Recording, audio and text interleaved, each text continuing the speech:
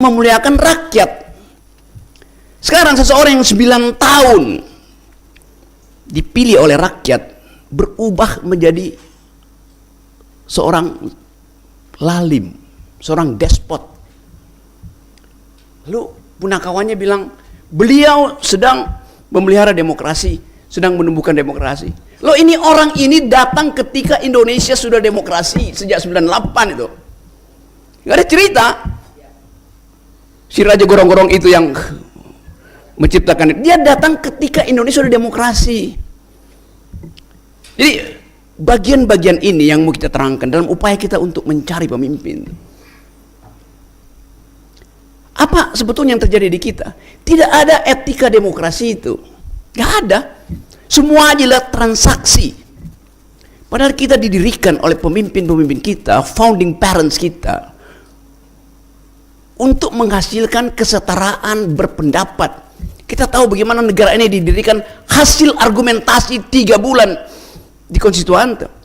Ada yang ingin negara ini jadi negara Islam, ada yang ingin jadi negara komunis, ada yang ingin jadi negara sekuler, ada yang ingin jadi negara kerajaan.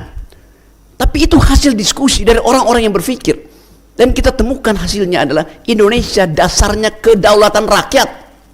Bukan kedaulatan Tuhan, bukan kedaulatan agama, bukan kedaulatan etnis. Apalagi kedaulatan uang, kedaulatan rakyat. Vox populi, vox dei. Itu dasarnya kan. Tapi itu hilang dari kita tuh selama 9 tahun ini nih. Kita cemas untuk melihat 14 Februari itu hari pemilu. Akan adakah di situ kepercayaan bahwa hasil yang akan diucapkan di quick count itu betul-betul suara rakyat. Itu dasarnya tuh. Kita ingat bagaimana negara ini diasuh perlahan-lahan, menempuh banyak persoalan, dan tiba akhirnya pada kepastian kita mau demokrasi itu. Demokrasi itu bukan tukar tambah kepentingan. Demokrasi itulah percakapan. Seorang penulis Amerika yang menulis buku Democracy in America, siapa namanya itu? Alexis Tocqueville. Dia bilang begini, demokrasi itu adalah habits of the heart, kebiasaan dari dalam hati itu, untuk saling menghargai itu. Pada waktu itu Tocqueville mulai mendeteksi ini demokrasi Amerika perlahan-lahan mulai beralih menjadi individualisme itu.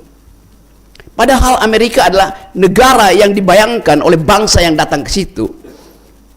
Itali, Prancis, Eropa, Asia itu datang ke Amerika dengan satu prinsip. Mereka mau bangun negara itu bersama atas dasar kebebasan dan kesetaraan. Tapi kemudian gagal. Karena itu evolusi sekarang. Negara itu tumbuh di dalam individualisme. Padahal desain awalnya bukan begitu. Apalagi kita yang didirikan atas dasar kemajemukan. Tiba-tiba kemajemukan itu hilang.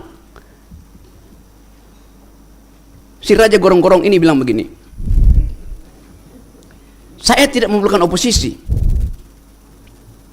Di dalam filosofi ada prinsip, ada banyak ada. Itu namanya kemajemukan tuh. Ada banyak ada. Hanya kecil, adanya kecil, A kecil, A kecil tuh. Di dalam teologi berubah, hanya ada satu ada. Setiap sistem teologi, agama yang monoteis pakai prinsip itu. Bukan ada banyak ada, itu politeisme.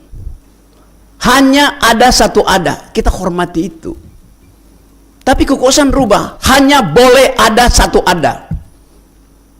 Itu yang namanya otoritarian, hanya boleh ada. Berarti ada yang lain mesti disingkirkan. Konsekuensinya begitu. Logical fallacies-nya kita mau terangkan di situ. Karena kita beragam, maka diperlukan persatuan. Dasar ontologi keberagaman itu memaksa secara imperatif diperlukan persatuan. Raja Gorong-Gorong balik, demi persatuan tidak boleh ada keragaman. NKRI harga mati, kami Pancasila.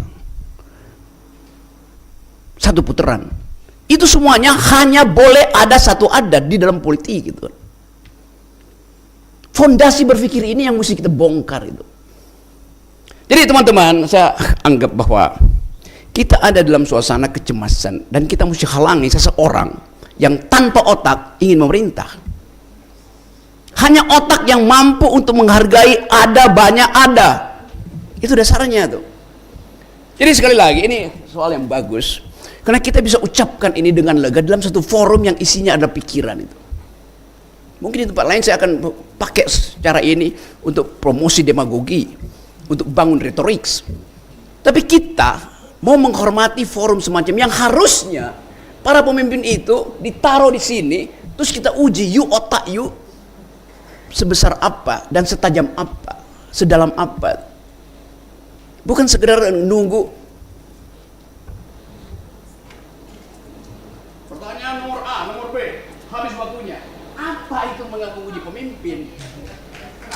Konyol banget, Pak. Kami peringatkan 2 menit lagi tuh. Jadi desain pemimpin kita itu kita mesti kembalikan. Buat demokrasi bukan pemerintahan orang, oleh dan untuk orang. Demokrasi is the government of reason through the government by the people. Demokrasi itu pemerintahan akal melalui pemerintahan orang. Jadi itu prinsipnya. Kita mungkin satu waktu akan mengatakan bahwa dari forum leader ini kita bisa ucapkan negeri ini memerlukan akal pikiran. Negeri ini memerlukan jalan pikiran, bukan jalan tol. Terima kasih.